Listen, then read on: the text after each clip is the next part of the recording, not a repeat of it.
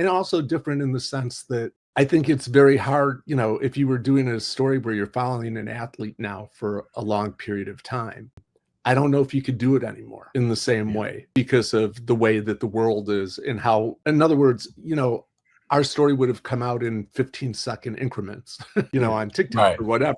Right. Now to actually get behind and follow people for a long period of time, it would be very hard to do that. Yeah, and I just found it interesting though, because William Gates during his story, there's high expectations for him, and he said, people come up to me, he goes, "Remember me when I make? Are you gonna remember me when I make the NBA?" And he turns around and says, "Well, would you remember me if I don't?" And also, I thought that also Arthur Agee, he didn't pan out at St. Joe's, and I think that for William, there's a lot of pressure just to be compared with Isaiah Thomas, and then Arthur's high school. They had two different, complexities, but also just how Arthur, just the team itself, how they kind of made it to the state championship run. It was really a captivating story. It kind of fell right for you as you're filming it. Yeah, no, it was kind of like it was one of those things where we followed it, and it kept getting better, and then it couldn't have ended more,